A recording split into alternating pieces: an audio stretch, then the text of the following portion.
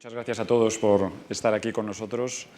El motivo ya lo conocéis. Ayer Su Majestad el Rey entregó los premios internacionales de periodismo que concede la agencia EFE, el medio de comunicación para el que yo trabajo y del que soy director de Internacional, y la Agencia Española de Cooperación para el Desarrollo. Entre los galardonados hubo 8 periodistas,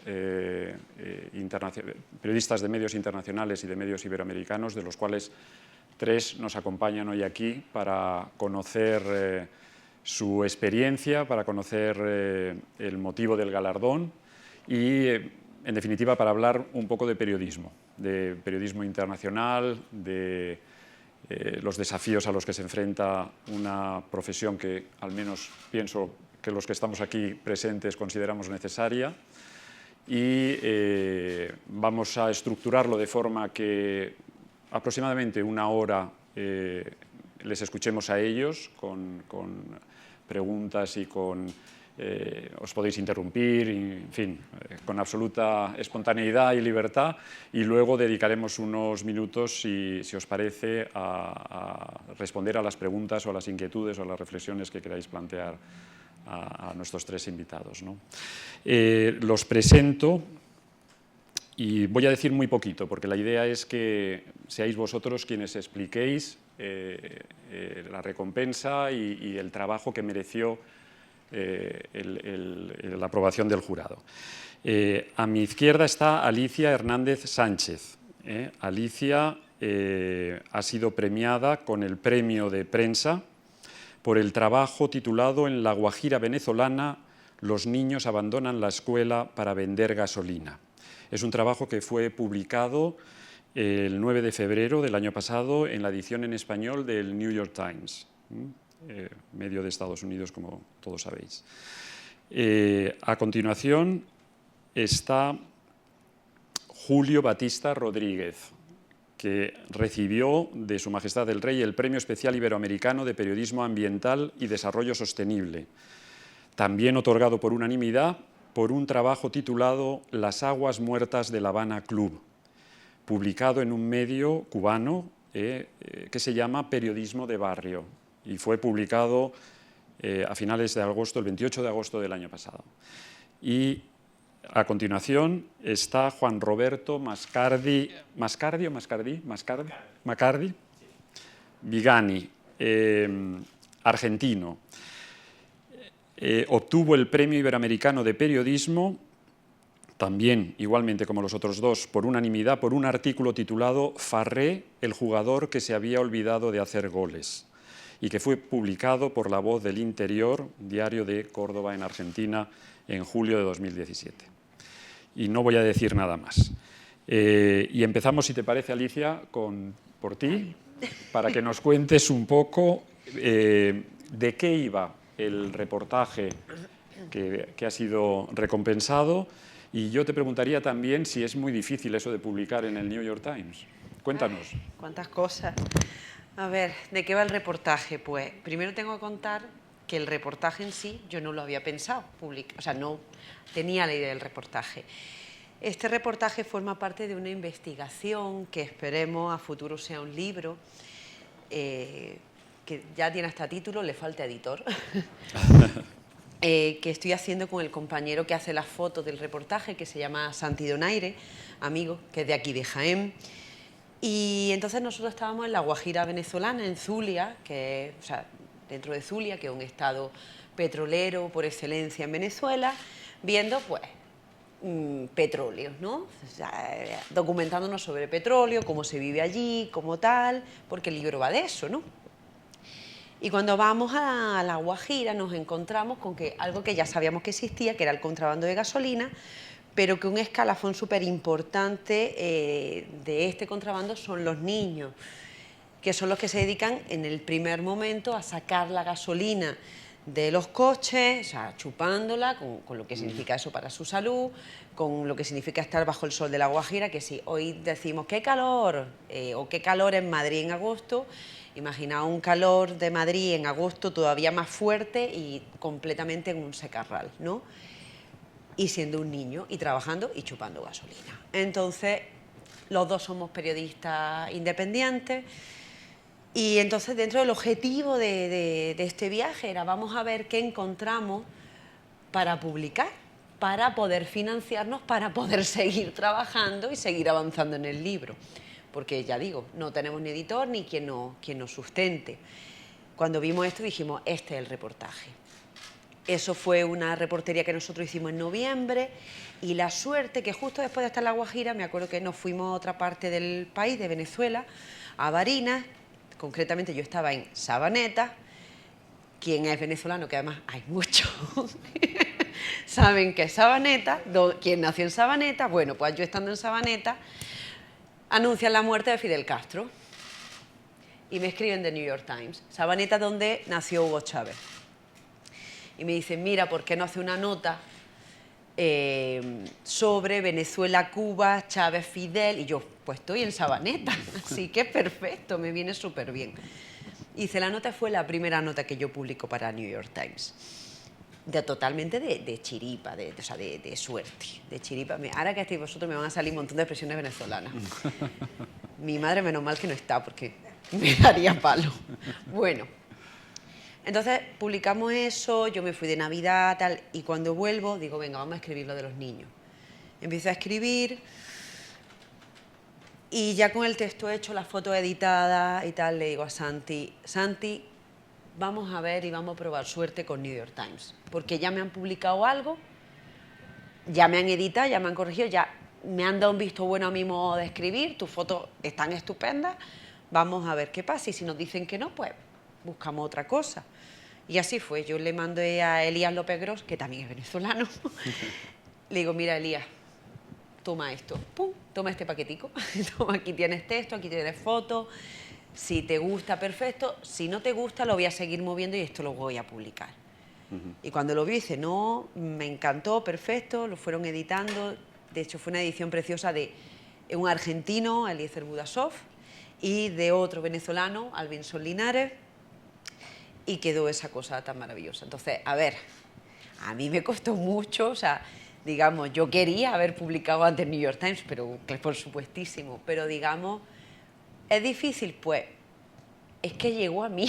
Ya. O sea, tuve como esa gran suerte de que llegó y cuando tuve el texto dije, pues voy a probar y salió.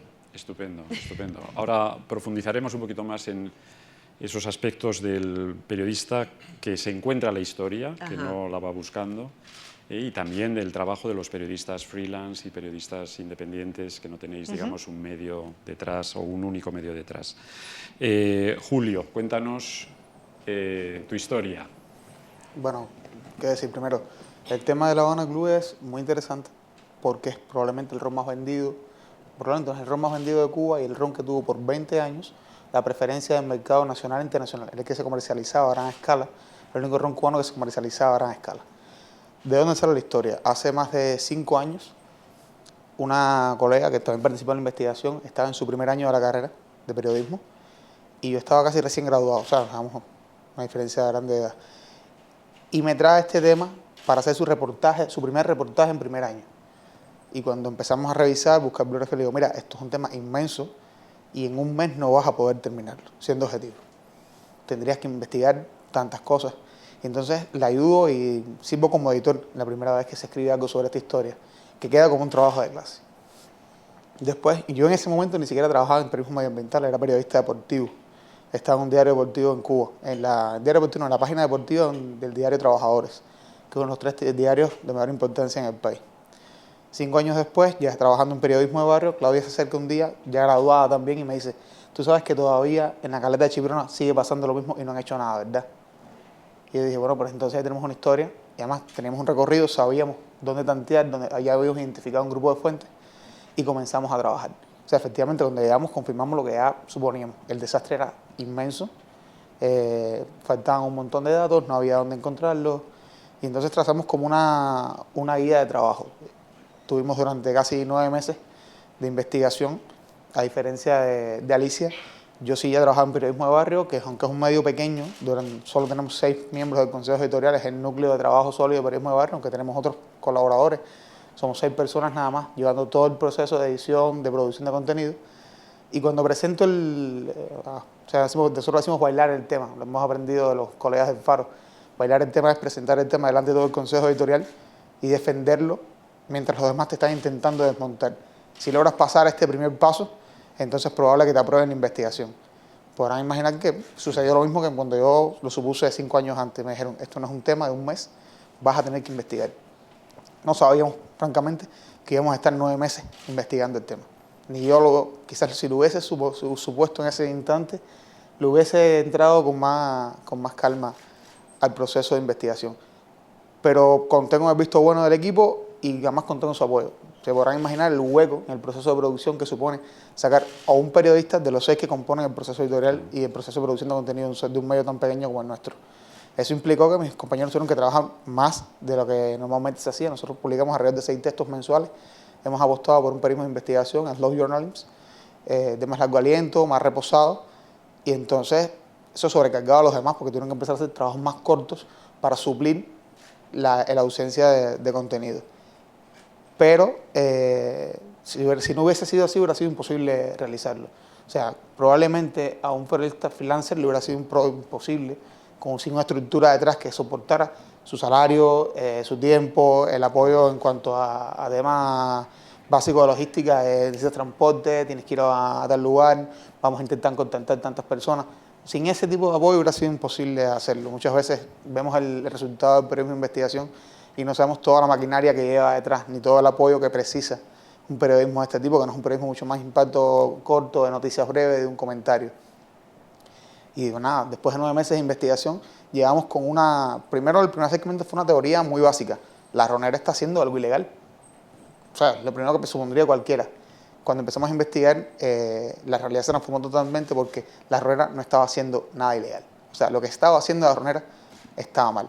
El primer foco de atención, que era una fábrica contamina, se transformó en por qué una fábrica es posible que en Cuba una fábrica de este tamaño contamine sin que sea ilegal. O sea, ahí fue un punto de quiebre en la historia que probablemente nos ha pasado a todos los que hemos escrito, hemos hecho periodismo alguna vez, donde empezamos en un tema a investigar y llega un momento donde descubres que tu tema no es el que habías empezado. O sea, la vida llega un momento y dice, aquí hay un punto donde mi historia deja de ser interesante y donde he encontrado realmente el momento que se va a convertir desde ese momento en el centro de toda tu investigación. Nada, 9 meses después, un mes entero de escritura prácticamente sin salir de la casa. O sea, fue como...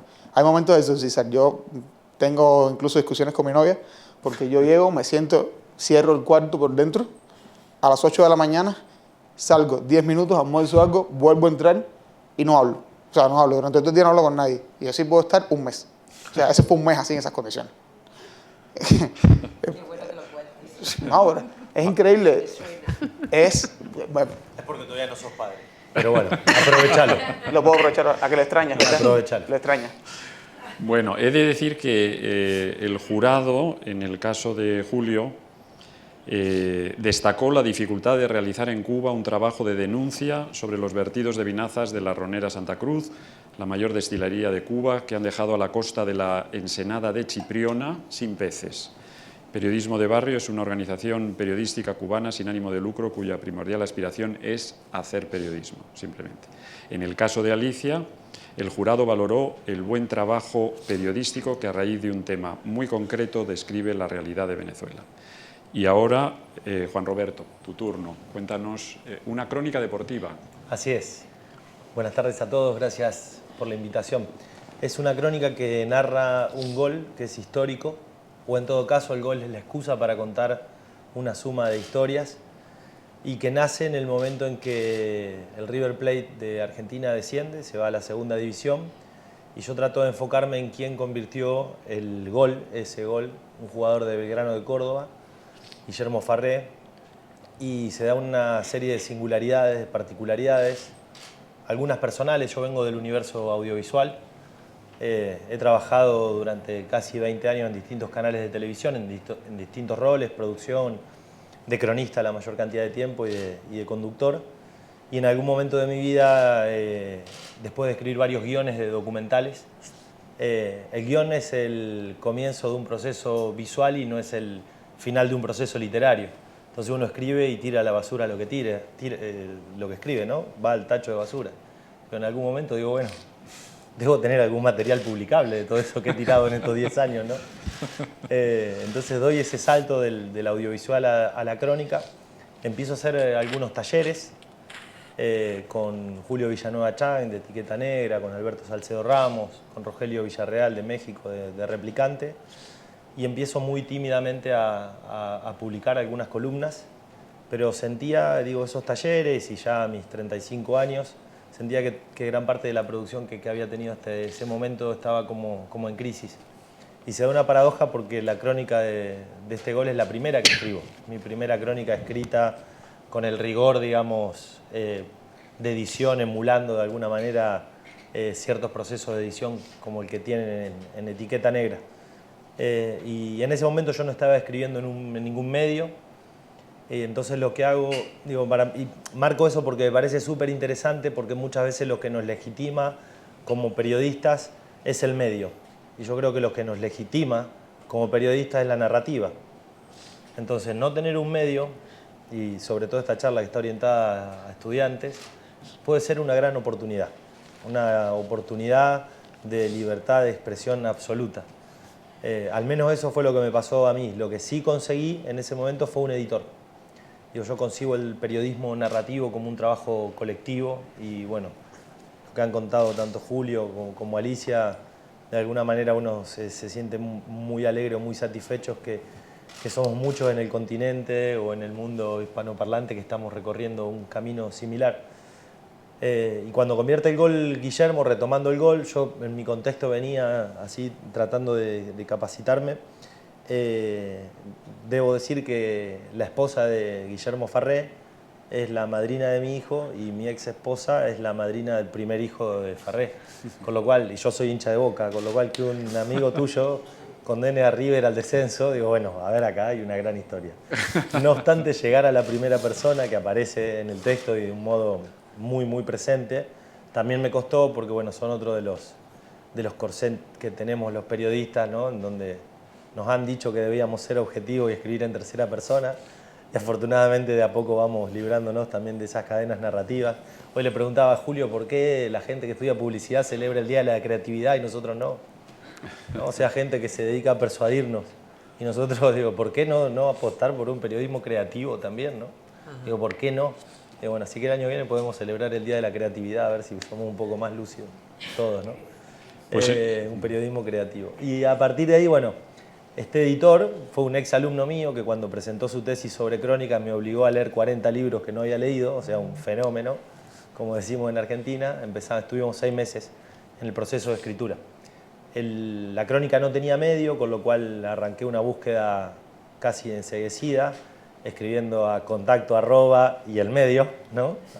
Hasta que la primera editora que me responde es una editora de Gato Pardo. Yo había escrito a contactos @ Gato Pardo de México y se presenta y me dice, bueno, mi nombre es Leila Guerriero, soy editora del Cono Sur de Gato Pardo.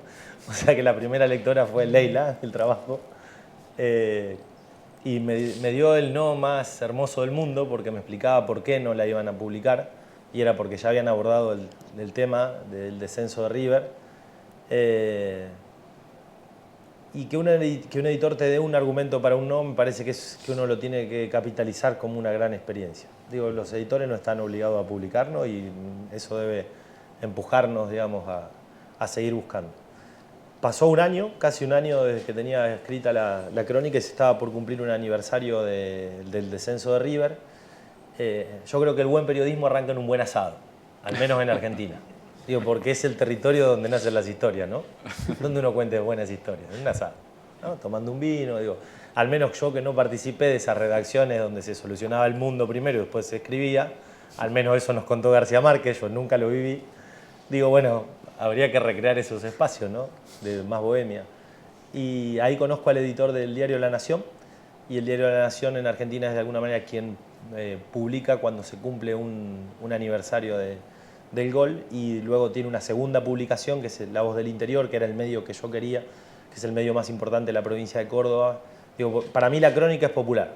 O sea, para mí la crónica puede ser un graffiti, puede ser un fotoreportaje, digo, pero para mí la crónica no está hecha para las élites, la crónica es para el pueblo. Digo, porque muchas veces pareciera como que solo nos leemos los periodistas y a mí me parece que tenemos que dar ese salto.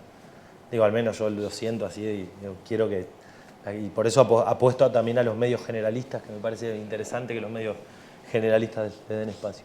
Bueno, y ahí arrancó ese camino que creo que de alguna manera termina cerrando el 24 de abril del 2018, que me pusieron un sello ayer, que fuimos con Julio, y no, yo no me lo borré, no sé, me quedó marcada la fecha. A vos también lo tenés.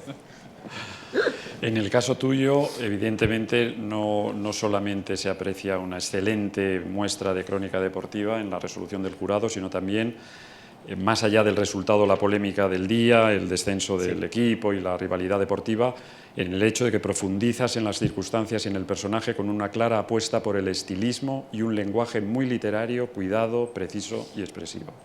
Yo, si os parece, abro el fuego con una pregunta general, porque me parece que en los tres casos son casos de elaboración periodística que llevan mucho tiempo. Sí. Yo, bueno, he trabajado toda mi vida para una agencia de noticias en donde esto de disponer de tiempo para hacer el trabajo está prácticamente prohibido. Se trabaja contrarreloj, se compite con la televisión, que te ponen una cámara retransmitiendo una rueda de prensa o retransmitiendo un suceso, y tú, como periodista literario, periodista escrito, tienes que contarlo tan rápido como la cámara, nunca más rápido que la cámara. ¿Pensáis que es un lujo, tal vez, ese tipo de periodismo reposado, de periodismo que se toma su tiempo para una investigación? A mí me parece que hay que encontrar como el equilibrio, ¿no? Digo, yo vengo de la escuela también del último momento, que te da un gran ejercicio para la captación de historias. Creo que en algún momento también se puede escribir periodismo narrativo en tiempo real. Es una posibilidad. No me parece que sea un lujo, sino me parece que tiene que ver tal vez con búsquedas o con deseos personales de cómo hacer el equilibrio. Digo, cuando uno va distinguiendo una historia, tal vez una historia que se publica en tiempo real puede ser insumo para retrabajarla o reelaborarla en otro tiempo. Me parece que es cuestión de poder ir cotejando, porque también existe esto en el periodismo narrativo, donde muchos cronistas dicen, no, yo no volvería a trabajar en una redacción. A mí me parece que el ámbito de la redacción es el ámbito propicio. Yo volvería a trabajar 1000 veces en una redacción y trataría de hacerme el tiempo suficiente para poder seguir ejerciendo este periodismo más de largo aliento. Me parece que tal vez podríamos dar vuelta el paradigma y pensar en si los medios están dispuestos a generar recursos específicos, que de alguna manera, Julio lo contó, en un medio muy pequeño lo hicieron, ¿no? Bueno, claro. Eso también es una inversión. Digo que tal vez no es inversión económica en contratación de otra persona, sino en readecuación del mismo recurso humano técnico a disposición o al servicio de algo que era necesario. Julio, eso en el caso de medios pequeños pone en riesgo el hecho de separar a un profesional o a un equipo de profesionales para que investiguen y se dediquen solamente durante unos meses a esa investigación. Eso pone en riesgo el funcionamiento del medio si además es un medio pequeño. Mira, yo creo que el principal, no digamos riesgo, es cómo tú organizas el tiempo. Primero, un medio pequeño con 6 personas trabajando en él no puede competir en el campo de la inmediatez. Nosotros siempre tuvimos esto muy claro. Nosotros no podríamos competir, no con EFE, que es una mega agencia de información en el mundo, no podríamos competir con un periódico de mediano alcance como es un periódico provincial, un periódico territorial en Cuba, que tiene muchos más recursos que nosotros, que tiene mucho más tiempo, muchas mejores conexiones, que tiene muchas más facilidades. O sea, es buscar un nicho de mercado en el cual usted pueda aplicar todo su conocimiento, en el cual pueda aplicar el talento de sus trabajadores para poder explotar al máximo las capacidades que tiene. Y para diferenciarse también. Bueno, está también el punto de diferenciarse, claro está, pero es saber dónde está el espacio donde usted puede ser realmente efectivo. Si Periodismo de Barrio con seis periodistas en su núcleo editorial se dedicase a hacer periodismo de inmediatez, de rapidez, probablemente sería un pequeño blog de noticias relacionadas con medio ambiente y no sería hoy el sitio de referencia en cuanto a medio ambiente y desastres naturales en Cuba, que lo que hemos intentado es marcar una diferencia en ese punto. Y en cuanto al tema de hacer periodismo más reposado, diferenciado de la inmediatez, yo creo que no es un lujo. Yo creo que probablemente sea el camino al que se encamine, para que la redundancia, el juego de palabras, el ejercicio de esta profesión. Cada vez estamos compitiendo más primero contra grandes agencias que generan volúmenes impresionantes de información. Ahora con el nuevo tema de la inteligencia artificial, está claro que redactar información y pronto tendremos, bueno, ya existen experiencias de medios ciudadanos a partir de la generación de información de los mismos ciudadanos en las redes sociales. Entonces, es imposible que la prensa, que el periodista pueda competir contra todo ese volumen de información que a cada segundo se genera. ¿Qué marcaría el ejercicio de esta profesión? Todo el proceso de análisis de la realidad que se puede dar, todo el proceso de mostrar un mosaico mucho más amplio, de poder hacer un pastiche, y no un pastiche, sino mostrar un cuadro mucho más rico y mucho más amplio que informaciones aisladas. En ese ámbito, yo creo que conversaba hoy en la mañana con Arturo en F Verde sobre el tema de la inmediatez, la posibilidad de jugar con estas cosas. Le decía, cada vez las grandes agencias se van convirtiendo de alguna manera en quienes proporcionan la materia prima para que luego el periodismo se tome el trabajo de decir, bien, reposadamente, tenemos todo este volumen de información con el cual no podemos competir en inmediatez, pero sin embargo nos dan toda una panorámica sobre la cual podemos ahora analizar y dar un producto muy diferente. No podemos competir nunca, los periodistas no podemos competir contra las máquinas probablemente y no podemos competir contra la inmediatez de la televisión, pero siempre tendremos el espacio donde poder reflexionar y donde poder mostrar una visión diferente o una visión mucho más pausada de la realidad y donde podernos creativos, como pedía Juan desde la mañana, donde poder dar una visión mucho más personal, enriquecida por nuestras propias vivencias. Yo creo que ahí se encamina, sobre todo con el hecho de últimamente, en cuanto lo podemos ver con los periódicos en papel. Ayer conversábamos con el presidente del país en cuanto a este tema, le decíamos, ¿a qué se encamina el papel? Decíamos, bueno, el papel va a desaparecer, le decía, pero desaparecerá en el formato actual, en el formato de noticias. O sea, estamos dando prácticamente en papel las noticias del día anterior, claro, donde la mayoría de las personas las recibieron por tele, donde las recibieron por internet. ¿A dónde se encaminaría? A esa función lúdica, de esparcimiento, de disfrute que también tiene que tener el periodismo, de sentarse el domingo en la mañana tranquilamente en la sala, a tomarse un café y leer tranquilamente una crónica de fútbol.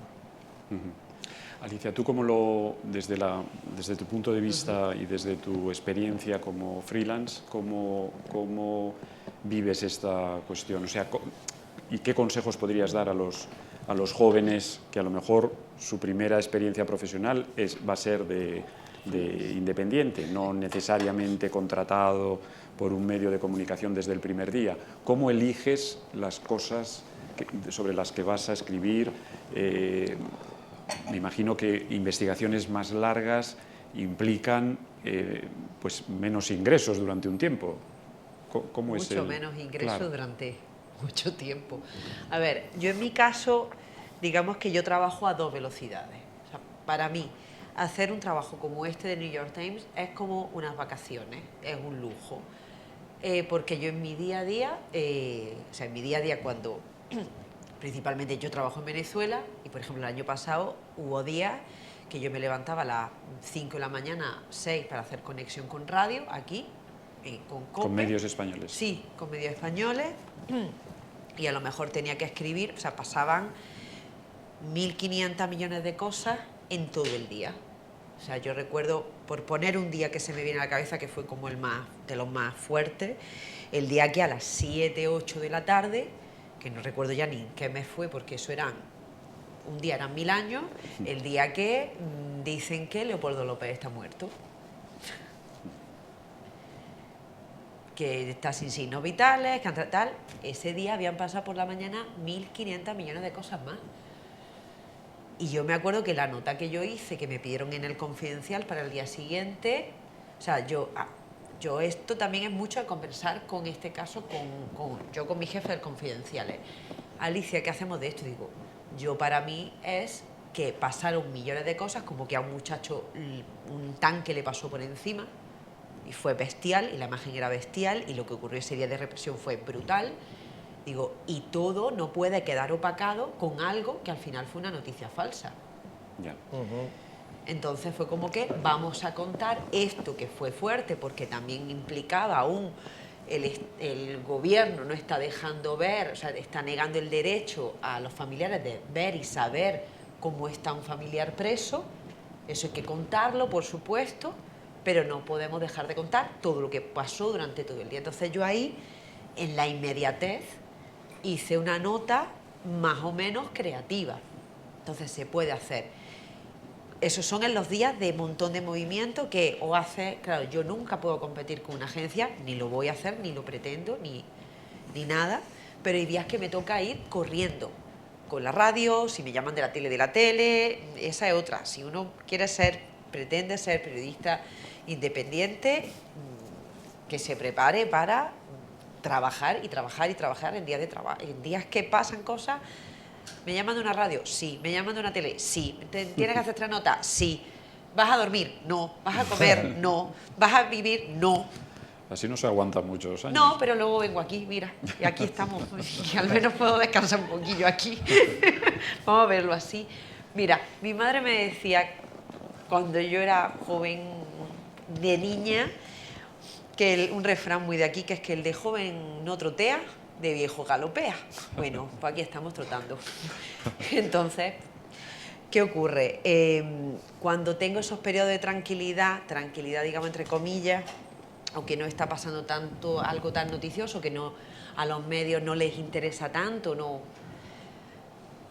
pues trato de buscar estas historias más largas, más reposadas. A mí me encanta escribir, entonces para mí es eso, es como ahora. Yo me he ido a tomarme un café, yo me senté a tomarme un café, algo tan sencillo como tomarme un café con leche mirando a la calle en una terraza, es como que, Dios mío, qué vacaciones. Y es algo así tan sencillo como eso. Pues igual para mí escribir un texto largo. Creo que, bueno, que eso que hay que compaginar, al menos en mi caso, esas 2 velocidades. Consejo para periodistas jóvenes que quieran dedicarse a ser freelance. Bueno, voy a decir una frase venezolana, pónganse las alpargatas porque lo que viene es joropo, porque tela marinera, sería en tela marinera, o sea, hay que echarle muchas ganas, mucha fuerza, y además yo no llevo tanto tiempo dedicándome al periodismo así, o sea, para medios extranjeros de modo independiente. Yo he hecho antes muchas cosas y empecé, digamos, más o menos. Primer medio fue para afuera, era español, 2013, Zoom News, que ya no existe. Y fue porque me dijeron, hola, ¿quieres colaborar con nosotros? Porque no han dicho que parece ser que se va a morir un señor que se llama Hugo Chávez. Y mi primer trabajo para afuera fue la cobertura de la muerte de Hugo Chávez. Y fue cobrando una miseria, que es que ni lo quiero ni decir, porque fue una miseria. Muy poquito. Digamos, comparado cuando empieza a ver lo que paga medio internacional, lo que paga tal, dices que somos medio chiquitos, eso lo van a oír mucho, somos medio pequeños, no tenemos presupuesto, te podemos pagar la nota así, eso lo siguen diciendo, sean pequeños, sean grandes, sean medianos, digamos, al menos en el contexto español, hay que dejarlo claro. Y a partir de ahí, pues, que venga un trabajo, viene otro, viene otro, viene otro. Es tener paciencia y tener mucha constancia y trabajo, y trabajo, y trabajo. Tú ahora mismo estás colaborando con COPE, has dicho, con La Sexta, o sea, con 2 medios españoles, pero con 3 medios... Y el Confidencial, perdón. Y el Confidencial y un par o más de un par anglosajones, The Guardian y New York Times. No, o sea, creo que hay... No, yo he colaborado con ellos. ¿Has colaborado con ellos? Sí, yo he colaborado con ellos, pero con Guardian hace ya que no colaboro. Y New York Times la última vez fue, creo que es julio. Esa es otra. Y cuando os toca, pregunta general, elegir, porque una cosa es, digamos, que active la noticia otro, o sea, que alguno de estos medios con los que en tu caso colaboras dice, nos interesa esta historia, escríbenosla o investígala. Esa es una situación. Otra situación es cuando tú eliges la historia. Sí. Entonces, cuando vosotros como periodistas elegís la historia, ¿con qué criterio la elegís? ¿Qué es lo que pensáis que va a interesar? ¿Pensáis que es lo que a mí me interesa como periodista o lo que creo que a la audiencia le va a interesar? ¿Qué tipo de temas? Es buena la pregunta. Yo creo que intervienen muchas cosas. Por un lado, siempre hay un deseo propio, donde uno se vincula desde algún lugar, incluso desde algún lugar hasta inconsciente, con esa historia. Hay algo que te atrae, que te va llevando. Y lo retomo con algo que decías antes en torno a la pregunta, de que muchas veces tal vez a uno, un medio lo llama. A mí me pasa, yo vivo en Rosario, provincia de Santa Fe, El sistema de medios de Argentina es un sistema muy concentrado en Buenos Aires, con lo cual, por lo general, la puerta de entrada de las corresponsalías es por vía de Buenos Aires. Pero el hecho de generar a veces crónicas pensando también en cuáles pueden ser los medios en donde se difundan, dando vuelta un poco, ayer lo decíamos en la entrevista, el periodismo ambulante que proponía Juan Pablo Meneses, que era recorrer el mundo con un ordenador y una cámara de fotos, también es poder pensar el periodismo ambulante a la inversa, narrando historias hiperlocales para un público universal, ¿no? Y en ese sentido creo que uno va agilizando, va teniendo esa sensibilidad en torno a la hora de elegirlas, y en todo caso muchas veces las historias eligen a uno. Porque ahí me parece que está el valor añadido. ¿Qué hace que esta historia sea singular en función de mi propio punto de vista, ¿no? Digo, en mi caso, digo, muchas de las crónicas están en este libro, incluso la de Farré está en el libro. Son 10 historias de vida de personajes cotidianos que les ocurre algo extraordinario, ¿no? Digo, lo que nos puede pasar a cualquiera de nosotros en cualquier momento. Y en ese sentido, bueno, hay historias de Colombia, hay 2 historias de México, una de la Baja California Sur y otra de Mérida, que bueno, por distintos motivos he ido viajando. Y creo que de todas las historias de este libro, las historias me fueron eligiendo a mí. Digo, nunca hubo una planificación previa de cobertura. Me encantaría que me llamara algún medio ahora para ir a cubrir el Mundial, por ejemplo, ya que hay una crónica de fútbol, pero no es lo que suele ocurrir, ¿no? Claro. Pero bueno, hay que estar como preparado, ir tratando de ver qué lo mueve a uno, cuál es el deseo, qué valor añadido le puede dar esa historia, y también en función de ese perfil. Bueno, debo decir que, por ejemplo, cuando Edgardo Bauza, hemos tenido la fortuna que la selección argentina, los últimos técnicos han surgido de Rosario y de la provincia de Santa Fe, Martino, Bauza y Sampaoli. Digo, bueno, Vice México me llama para que escriba un perfil sobre Bauza, ¿no? Bueno, y ahí ya había un antecedente de crónica. Bueno, cuando llegó Vice, para mí fue toda una gran oportunidad, ¿no? Digo, ¿por qué Vice llama a alguien de Rosario? Bueno, estaba este recorrido de publicaciones vinculadas a lo deportivo. Julio, en tu caso hay un elemento social y de denuncia en el trabajo que ha resultado premiado. ¿Pensáis que siempre tiene que haber un ingrediente de denuncia en el trabajo periodístico? Mira, hay una frase en periodismo que dice que el periodismo que no devele algo que quien está intentando ocultar, lo que está haciendo es propaganda. O sea, yo sí creo, francamente, que el periodismo debe intentar, al menos el que siempre soñé hacer desde que estaba en la facultad en primer año, ha sido revelar lo que no está visible. Sí creo que debe ser algo de denuncia. En ocasiones, cuando la denuncia no es ni siquiera contra algo negativo, una denuncia puede ser, llamemos la atención sobre algo que está bien hecho, está invisibilizado. O sea, también la denuncia puede ser una cuestión de llamar la atención. O sea, siempre vemos la denuncia como un tema de critiquemos algo mal hecho, ¿no? Visibilicemos algo bien hecho. Eso muchas veces nos falta, muchas veces pensamos que el gran periodismo se encamina, el periodismo que siempre se premia, es aquel que pone el dedo sobre la llaga, que funciona como francotirador. A mí me encantan personajes, por ejemplo, los buenos textos que me cuentan buenas experiencias, porque de alguna manera también te da un poco de esperanza de que se hacen cosas buenas en todos los lugares. Leila Guerrero dice que es muy difícil narrar la felicidad, ¿no? Ajá. Hay una frase del director del Faro, no sé si es de él, lo cita, Jorge José Luis, que es español, que siempre me ha dicho es que la imagen de la miseria siempre vende. O sea, complicado vender una imagen de felicidad, porque nos han retratado y nos las han vulgarizado tanto que hemos dicho, bueno, hay tanta felicidad que lo importante de contar es la miseria. No, la felicidad también es muy importante contarla. En el caso mío, yo sí creo como Mascardi, yo estoy de acuerdo con él. Muchas veces las historias te tocan a la puerta y también tú las eliges por nivel de sensibilidad, por nivel de conocimiento, por saber que en esa historia puedes, uno, identificarte. Yo creo que es muy difícil contar una buena historia con la que no estés identificado, de alguna manera. Porque cuando empiezas incluso el intento de separarte un poco de la historia para hacer un análisis más objetivo dentro de lo que podemos entender como objetividad, en la cual personalmente no creo. Los periodistas empezamos a dejar de ser objetivos desde que seleccionamos un tema por encima de otro, o escogemos un lead por encima de otro, o jerarquizamos datos. Se acabó la objetividad en ese punto. Creo que la objetividad malamente la podríamos conseguir en una foto sin tocarle los niveles de colores. Pero está el encuadre. Y ahí también se nos fue la objetividad. Ahí tienen el encanto. Nada, yo sí creo que es importante sentirse identificado con las historias. Y lo digo por mi situación personal. Yo creo que el tema con más seguimiento fuera del deporte que he hecho en mi vida ha sido el problema del retroceso de la línea costera en Cuba. Cuba es un país insular. En los niveles de aumento de temperatura en el mundo han hecho que suba el nivel del mar. Y en la costa sur cubana hay alrededor de 43 poblados pequeños costeros de pescadores que desaparecerán en los próximos 50 años. Uno de ellos fue el poblado donde yo aprendí a nadar.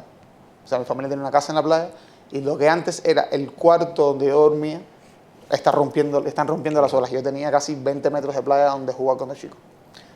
Conclusión, cuando llegué al primer pueblo costero donde vi que esto estaba pasando, yo dije, aquí hay una historia, porque yo puedo entender lo que está viviendo esta gente.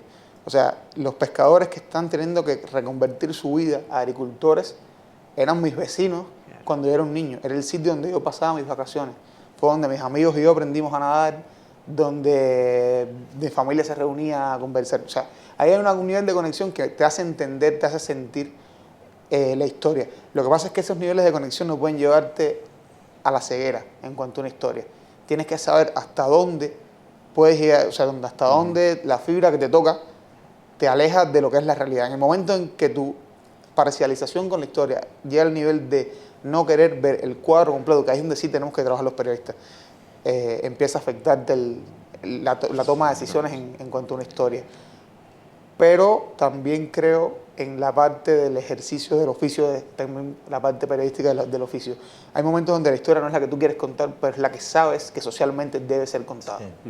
Sí, tal vez sería un concepto muy amplio de denuncia donde cabe lo que es la denuncia social, incluso, ¿por qué no?, la denuncia política también, pero sobre todo llamar la atención sobre lo que está pasando, que puede ser de impacto, de interés, de importancia para la audiencia y para el ciudadano. Sí, es que a mí me sorprendía, una de las cosas, yo pasé, no llegó a 4 años en Estados Unidos, y en Estados Unidos las cadenas de televisión, la CNN por ejemplo, tenía un programa dedicado a contar historias de héroes privados, es decir, gente que había hecho algo extraordinario, una muestra de valor o de entrega o de solidaridad, historias de gente real que ellos buscaban, investigaban y las contaban con entrevistas, con reportaje. Bueno, era un programa tremendamente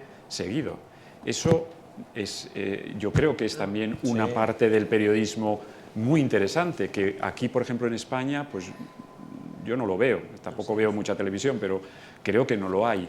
Y la gente sí que le gusta ver ese aspecto positivo del comportamiento de sus conciudadanos, casos ejemplares. Yo creo que eso también forma parte de la responsabilidad, entre comillas, del periodista, que está atento a todo lo que está ocurriendo, tanto lo que ocurre en un sentido negativo, llamando la atención sobre los riesgos que se están corriendo, sobre el deterioro del medio ambiente o la corrupción en la política, y las buenas historias, ¿no?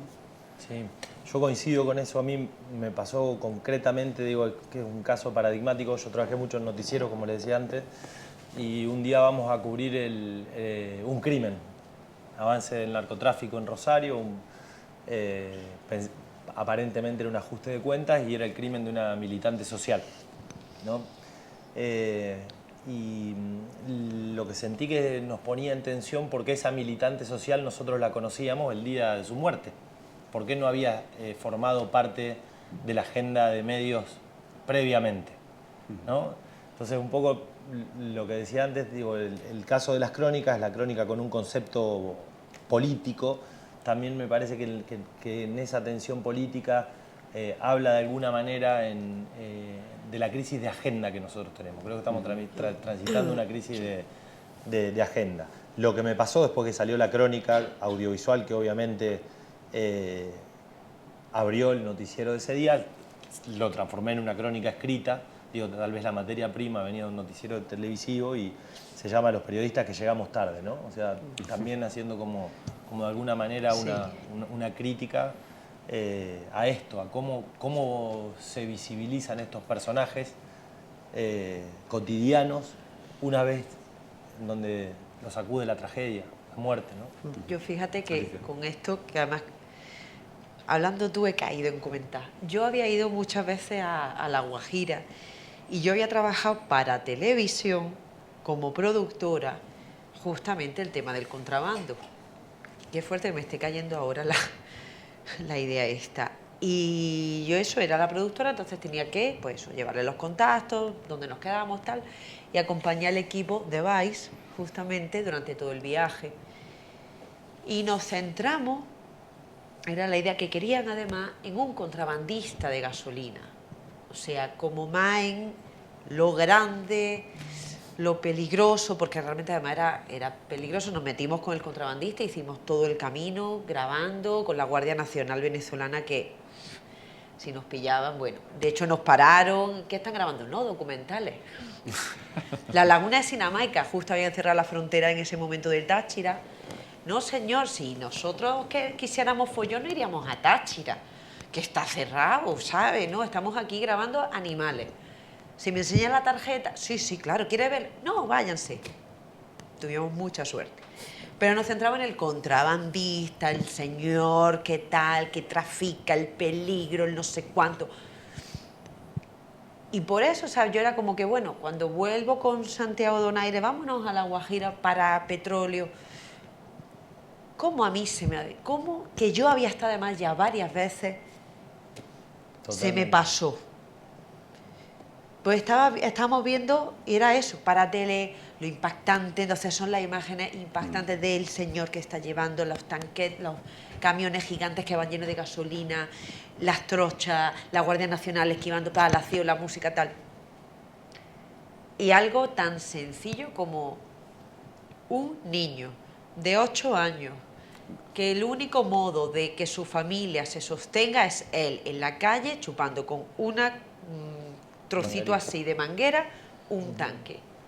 Tan sencillo, estás contando lo mismo, estás contando el contrabando, estás contando la frontera, estás contando el problema económico, estás contando el desorden, el desbarajuste que hay en la economía venezolana, estás contando que ese niño no va a la escuela, que no hay cifras. Mayor en el reportaje digo, no van a la escuela, vamos a la escuela. ¿Tienen cifras de absentismo escolar? No. Ministerio, ¿tienen? No las publico de hace un siglo. Pero, ¿y los que van a comer? Que también se cuenta ahí. Del niño ese sale, ¿no? Del tirando niño una historia. Sale Te sale todo una todo historia. un cuento que te cuenta un país. Es que eso es lo interesante del periodismo narrativo, ¿no? Cómo desnuda las tensiones sociales, cómo a partir de un detalle. Yo creo que el máximo riesgo en ese sentido es encontrar un detalle que sea lo suficientemente paradigmático o representativo para poder desnudar todos esos procesos, ¿no? Pero es de alguna manera como ir escribiendo como si fueran muñecas rusas, ¿no? O sea, Sí, la patria. ahí está ese niño y vamos. Ya no, pero además también está el tema de que, francamente, la tradición periodística nos ha enseñado de que el reportaje que te hace trascender es el gran reportaje este que desmantela todo un sistema, que ataca directamente un caso muy específico o que desmiente un paradigma. No, hoy mismo en América Latina, creo que podemos, es visible, cada vez más son los intentos de buscar esas pequeñas historias, porque entre otras cosas son esas pequeñas historias son las que conectan mucho más con la gente, porque mucha gente se reconoce en esas Claro. pequeñas historias. Ahí está el encanto. Quizás usted escribe un reportaje sobre los casos de corrupción en un gobierno y las personas digan, sí, pero son unos corruptos. Probablemente Todos son iguales, claro. tú te sentirás mucho más vinculado al niño de 8 años Porque puede ser o a tu Farré, hijo, tu nieto. porque fue o a Farré, que es un hombre que la vida no le ha sido fácil y que ha sido tan constante que en un momento le cambió toda su historia, pero que después de eso fue su momento de gloria y después pasó. Claro. O sea, te estás retando la vida que tú conoces, la vida con la que puedes sentirte mucho más cercano. Y ahí es justo donde usted empieza a que el periodismo se parezca a la vida, que es, en mi opinión, lo más difícil de conseguir. Y una cosa, ¿esto ha sido siempre así o pensáis que el periodismo digital está favoreciendo este tipo de narración por el hecho de que hay más espacio para contar en principio, no hay una limitación de papel, hay una demanda de foto y de vídeo que acerque al lector a lo que se está contando? ¿Influye algo el soporte digital? Para mí el periodismo digital es una buena noticia. en sí mismo, digo, sobre todo porque permite la mixtura, y pensar la crónica solamente poniendo el centro en el texto es limitarnos a las enormes posibilidades que tenemos de interactuar y de pensarlo. Yo saltaría un poco más allá, no en el sentido multimedia, sino en el sentido más transmedia, donde cada parte es un todo narrativo. Digo, para mí ya no hay tiempo y espacio. Digo, el periodismo digital fractura los conceptos de temporalidad y de espacialidad, los pone en tensión y los quiebra. Estamos en una especie más mutante, si se quiere, pero no obstante, como para pensarlo también de otro lugar, creo que tenemos que dejar de ponerle adjetivos al periodismo. O sea, ya sufrimos el periodismo televisivo, el periodismo radial, el periodismo gráfico. Después por género, el político. No, el periodismo es periodismo, sustantivo. Utilice, señor, lo que tenga a mano para contar, de la mejor manera, lo que inspire. Pero me parece que el camino es ir hacia un periodismo sustantivo. Yo creo que es que cuando uno cruza el charco se da cuenta de las grandes diferencias que hay en el periodismo. En América Latina, por eso dices, es que con el digital ahora tenemos más historia, pero América Latina tiene un larguísimo recorrido de historias de este tipo con las crónicas, que nosotros decimos, es que España, y América Latina tiene un periodismo de crónica riquísimo, con un montón de autores. O sea, me viene a la cabeza las historias de Kit Pambelé que cuenta Salcedo Ramos. O sea, es una belleza como Salcedo Ramos cuenta, o sea, un montón de crónicas. Leila Guerriero también, y así montones. Creo que, o sea, que ese es el tema, que aquí en España no hemos cultivado tanto eso, ¿no? O sea, hemos hecho reportaje, más no la crónica como se entiende en América Latina, de contar esas historias tal vez menudas, por creer que son eso, menudas, y que en realidad relatan la cotidianidad de la gente. O sea, yo aquí cada vez que vengo para España digo, ay, yo contaría esto, yo contaría esto, yo contaría lo otro. Yo veo cosas será la distancia de Almería, donde yo soy, que digo, Dios mío, yo contaría esto, ¿y quién me lo compra? Con una tradición, tenemos la tradición de García Márquez, Claro. Tomás Martínez, Claro. ¿no? Caparrós. Claro, pero aquí eso, yo siempre he tenido, a lo mejor desconocimiento, ¿no? Pero decir, si yo hago una historia, de hecho tenía una historia también con Santi Donaire haciendo las fotos de distintos recorridos por Andalucía, que eran distintas partes con distintos cultivos, o sea, una movida, digamos, que nos montamos lo de la cabeza. Y cuando decimos, ¿y quién nos compra esto aquí en España? ¿Qué medio publica esto? ¿Quién nos acepta la crónica, por ejemplo, del aceitunero de Jaén, del jornalero que va y contar la historia de él, y a la vez te estás contando, porque para mí estás contando la historia de la temporalidad en el trabajo, del paro, de los subsidios? O sea, tú puedes contar a través de un jornalero de la aceituna todo el sistema de trabajo sumergido que hay en este país. Decía Simón Feldman, para contar la historia de... Ha ido la idea, por si alguien la recoge. Está bien. Digo, para contar la historia del correo, cuente la historia de una carta. ¿No? Cuente la historia de una carta. Pero es que no tiene por qué estar reñido. Una historia simple nunca deja de ser compleja. O sea, nunca deja de ser profunda. Disculpa. Claro. El encanto está en contar una historia que cualquier persona pueda tener clara. O sea, en el momento en que la historia empieza a tergiversarse, a moverse, a cambiar, a ramificarse, ya usted perdió el centro de la narración. Y ahí el maestro Mascardi me ayudará mucho más. Manteniendo el centro de la narración, usted puede tener una historia simple, potable, fácil de entender y a la vez profunda. Entender con una historia todo un proceso social. Y que toque a la gente. Y voy a poner un ejemplo de super, mega, hiper actualidad, que ya saben cuál es, seguro.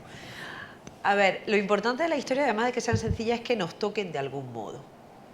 ¿Por qué en España ha habido casos y casos y casos que han llenado portadas y portadas y portadas de corrupción en este país?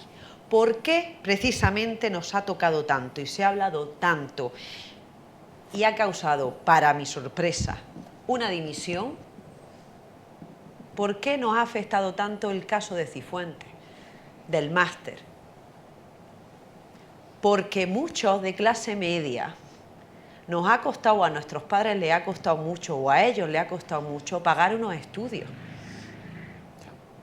y llegar a un sitio así. Entonces, cuando tú ves en esa historia, que también es corrupción, malversación, bueno, un montón de cosas, pero no es más grande para nada que casos anteriores. O sea, bueno, tenemos bueno, ¿qué voy a decir? ¿Cuántos casos no tenemos en este momento de corrupción? Mucho más grandes, mucho más fuertes, con muchísimo dinero de por medio.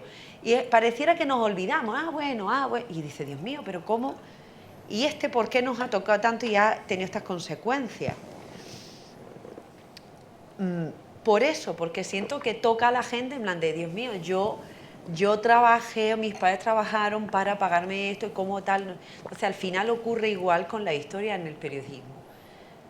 A ti te llega, tú te interesas por aquello que en algún modo te toca. Si yo cuento la gran historia de, no sé, de cualquier estrella que nació ya rica de cuna, pues la gente de a pie dice que, pues bueno, nació rica de cuna, ya tal, pues ya tiene como un camino. Cuando cuentas historias más cotidianas de gente, bueno, por ejemplo el caso de Quispa en Belé, cómo llega a la gloria, cómo se gasta el dinero, cómo luego es un borrachito de plaza que ni se acuerda casi de quién es.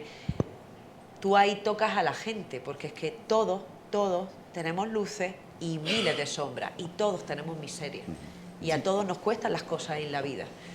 Entonces creo que al final, y eso venía con la pregunta anterior, creo que eso también tiene que ver para la hora de contar una historia. Cuando a mí me toca como persona, por ejemplo, a mí en el caso de los niños de La Guajira, luego me ocurre con un reportaje que publiqué hace unos meses en El Confidencial, los niños que mueren en un hospital de Bolívar. Te toca, porque yo no soy madre, pero soy humana. Y entonces dice, Dios mío, a mí me ha tocado esto, me ha tocado la fibra, entonces hay madres, hay padres. Al final es una historia cotidiana. O sea, yo puedo contar la misma historia, por ejemplo, de los niños de Bolívar, diciendo que el Seguro Social venezolano, el presidente del Seguro Social venezolano, Rotondaro, expresidente, se ha robado no sé cuántos millones.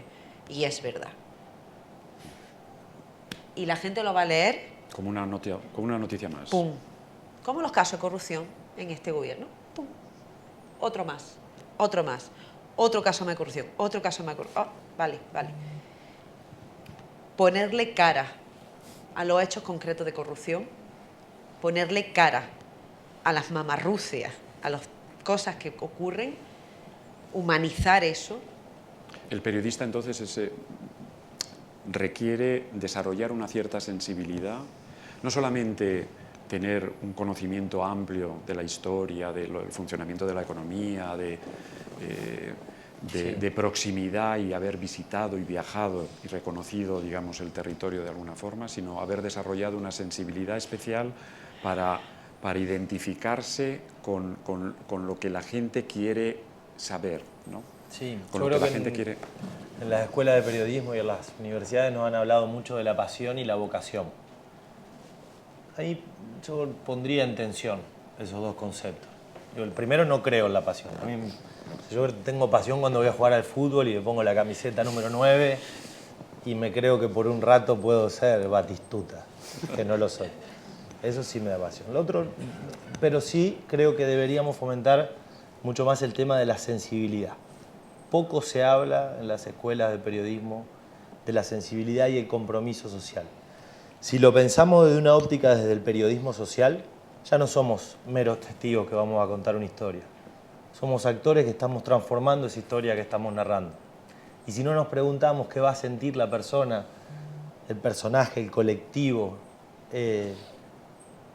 los cuales son nuestros protagonistas a la hora de leer esa historia, si no nos hacemos esa pregunta, no para condicionarnos, para tener conciencia cierta, creo que nos estamos equivocando. Y esto es salirnos de ese pedestal, es salirnos de la omnipotencia, salirnos de ese lugar hasta impoluto y un periodismo en alpargatas ¿no?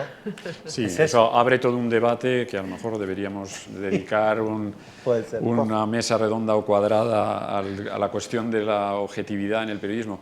Yo creo que a mí al menos me ayuda tener como referencia el periodismo gráfico, porque el reportero gráfico, cuando fotografía algo que es real, algo que está ocurriendo. Y aunque pueda jugar a lo mejor con la luz, con el encuadre, no puede manipular lo que hay dentro. O sea, no puede hacer desaparecer una figura porque Correcto. no le convenga, o hacer aparecer, o modificar una cara con Photoshop para... Ese es el criterio de objetividad en el periodismo. Yo creo que La objetividad es un ideal al que hay que tender, no es algo que se pueda alcanzar, no es algo que se pueda decir esto es puramente objetivo, hay que tender hacia ello con este criterio de no ocultar datos relevantes, proporcionar todo el background y las claves necesarias para entenderlo, y luego efectivamente desde el momento en que eliges ese tema, eliges la manera de titularlo, ya estás, no digo, no lo estás manipulando, pero ya estás poniendo de tu parte, ¿no? Sí, pero hay un tema de distancia, sí, discúlpame. no, y ahí está. Sí. Yo creo que Digo, nadie de cerca es normal, diría Villanueva Chan. A ver, ¿hasta dónde acercamos con el lente? lo otro que es que estaba pensando en esto mismo de cómo contar las cosas. Yo creo que lo podemos resumir como lo tenía García Márquez. García Márquez decía que la gran diferencia entre la novela y el periodismo es que el periodismo tiene que ser real hasta la última coma. O sea, tú lo que no puedes es falsear la realidad. Ahora, ¿cómo lo cuentas? Ya sea una crónica, ya sea una foto, ya sea un reportaje gráfico, ya pasa por la sensibilidad, pasa por tu talento, pasa por tu ejercicio y por tu honestidad. Pero lo que no puedes es falsear nunca. Y ahí es donde sí creo que está el punto de quiebre del periodismo. O sea, todo lo que quepa dentro de la realidad más exacta es válido dentro del periodismo. La forma de contarlo, lo único que te va a diferenciar es a quién se lo estás contando. A mí un profesor, me acuerdo que, como además le he dicho varias veces en estos días, es la frase que yo enmarco para mí, para cuando escribo, para cuando trabajo, que es que nosotros no somos objetos, somos sujetos, no podemos ser objetivos. Entonces, pero lo que sí tenemos que tratar de ser es ser honestamente subjetivos. Entonces, es decir, sabiendo que yo ya tengo, a ver, yo veo unos niños que están chupando gasolina, yo no puedo ser objetiva ante eso. Es, Dios mío, qué fuerte, la salud de no sé cuánto, Bueno, voy a tratarlo de un modo honestamente subjetivo ante una realidad en la que me conmueve, sin duda. Entonces, creo que esa es la primera labor que tenemos que tener, sí. O sea, hay tantos secos, ya empezando, o sea, es que para mí es que la objetividad es absolutamente una utopía y además algo no deseable. Bueno, yo antes de dar la palabra al público, a la audiencia, si quiere dirigiros alguna pregunta, me gustaría conocer vuestra opinión sobre un tema del que se habla muchísimo. De hecho, creo que fue el propio Rey también que lo sacó en la ceremonia de entrega, la cuestión de las noticias falsas. ¿Vosotros os sentís personalmente inmunes a la noticia falsa? ¿Cómo os defendéis de una intoxicación? ¿Qué recursos tenéis? ¿Qué trucos? En la era de la posverdad. A ver, yo creo que lo veo como una oportunidad, como que es un espacio de oportunidad este. Primero de legitimarnos como periodistas y como medios.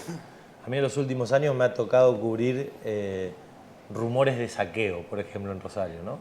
Hay rumor de saqueo, uno Me va suena y claro, familiar. familiar, ¿no? Digo, Algo. bueno, y empezamos a contar la no noticia. Bueno, aquí no hay saqueo, pero si no hay saqueo, no hay noticia. ¿Y cómo hacemos?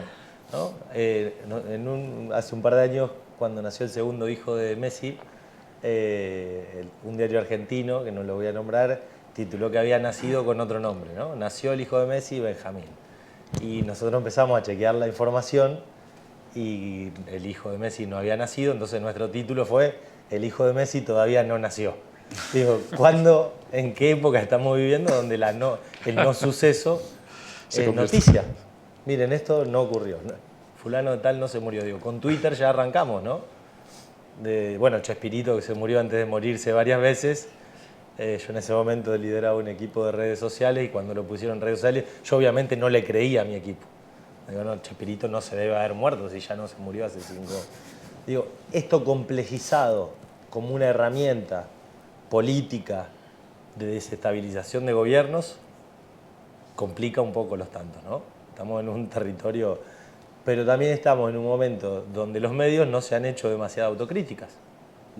Digo, esto de los fakes, a mí el nacimiento de los fakes me pareció súper interesante como un arma de anarquía para ponernos un poco más en actividad a nosotros, que de alguna manera nace hasta con los correos electrónicos masivos, ¿no? Con rumores.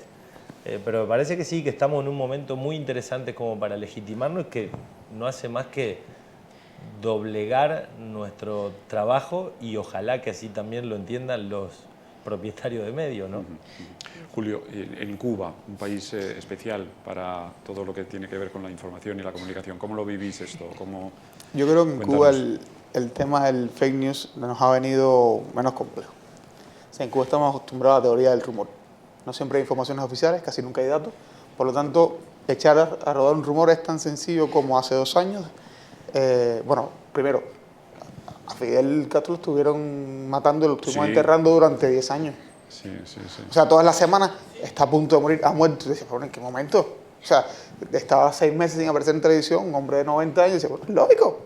O sea, pues está muerto 2 siglos después, detrás de la imagen pública, pero no tendría por qué estar en pantalla. Entonces, todo este tipo de cosas y los rumores hasta el punto de que hace 3 meses dijeron, bueno, la semana que viene van a unificar la moneda en Cuba. Y todo el que tenía CUC, la moneda de cambio cubana, dijo, bueno, hay que cambiar todo. Y se hicieron unas filas inmensas en los bancos. La conclusión, la teoría del rumor en Cuba ha obligado a las autoridades a dar información. O sea, de pronto, el Banco Nacional de Cuba, sus últimas 3 informaciones públicas han sido, por favor, el Banco Nacional de Cuba no ha anunciado la unificación monetaria todavía.